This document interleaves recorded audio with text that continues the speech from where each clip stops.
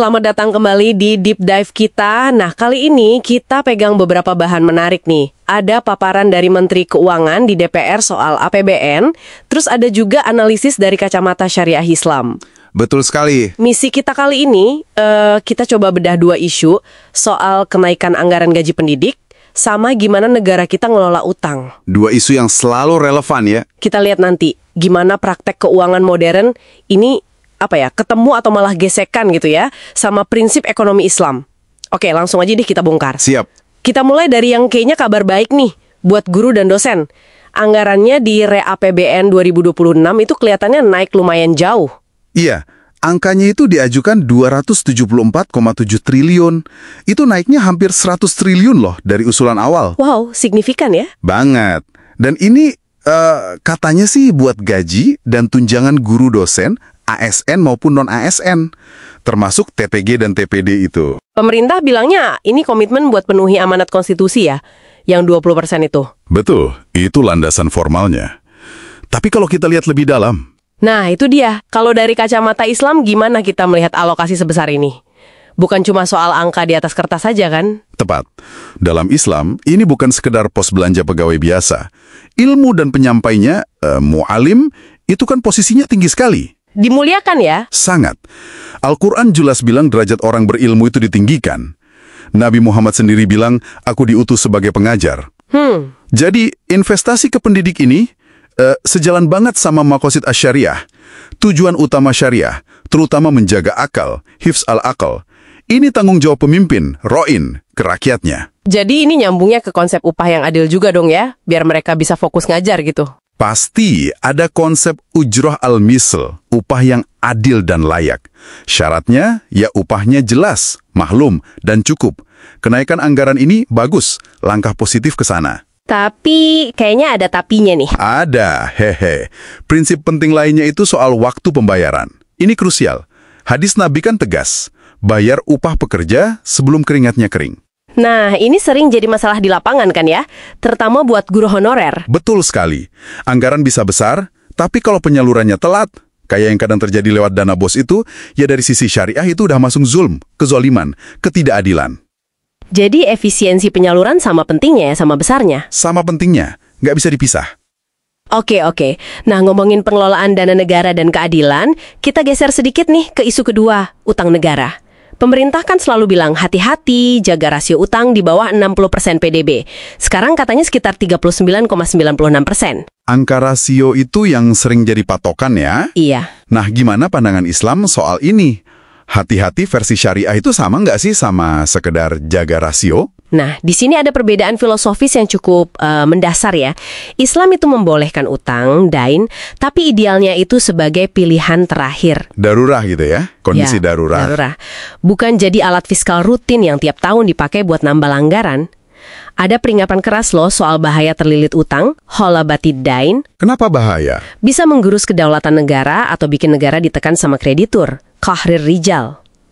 Jadi hati-hati versi Islam itu lebih dalam. Bukan cuma angka rasio, tapi keengganan berutang kecuali memang terpaksa banget. Dan yang paling penting, Tidak melanggar prinsip fundamental ya? tepat. Dan prinsip yang paling sering disorot itu soal riba atau bunga kan? Tepat sekali. Riba. Tambahan yang disyaratkan dalam pinjaman, itu kan dilarang keras di Al-Quran. Haram hukumnya. Terus gimana dengan instrumen utang pemerintah yang utama, SUN itu, surat utang negara? Nah, SUN konvensional yang ngasih imbal hasil berupa kupon bunga, itu ya jelas masuk kategori riba. Tepatnya riba nasia. Jadi secara prinsip syariah, ya bermasalah. Tapi kan kita sering dengar ada alternatifnya ya, sukuk atau SBSN itu. Bedanya apa sih? Benar, ada SBSN atau surat berharga syariah negara.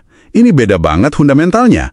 Ini bukan surat utang. Oh, bukan utang. Terus apa? Ini lebih kayak bukti kepemilikan atas aset negara yang real. Underlying asetnya jelas, bisa gedung, proyek infrastruktur, atau layanan haji misalnya. Jadi investor itu kayak beli saham aset negara gitu. Analogi sederhananya gitu. Jadi imbal hasilnya bukan bunga pinjaman, tapi dari kinerja aset itu. Bisa sewa, ujrof, atau bagi hasil. Ini nyambung ke ekonomi real dan halal. Nah, ini nih bagian yang menurut saya paling bikin penasaran dari sumber yang Anda kasih. Katanya Indonesia ini salah satu jagoan sukuk global. Punya UU-nya juga kan? Iya, UU nomor 19 tahun 2008. Kita diakui dunia soal sukuk. Tapi kok anehnya mayoritas pembiayaan kita di dalam negeri masih pakai SUN yang basisnya riba tadi. Ada data 2019, itu rasionya SUN banding SBSN bisa 4,6:1. Gimana tuh jelasinya? Nah, ini yang di sumber Anda disebut paradoks pragmatis. Ironis kan? Iya, banget. Kita diakui jago di luar, tapi di kandang sendiri malah instrumen konvensional yang dominan. Padahal kemampuan teknis ada, hukumnya ada, pengakuan global ada. Kenapa ya kira-kira? Mungkin persepsi pasar domestik ya, dianggap belum sedalam pasar SUN. Atau mungkin biaya strukturisasi SBSN yang berbasis aset itu dianggap lebih ribet. Atau ya sekedar preferensi institusional aja.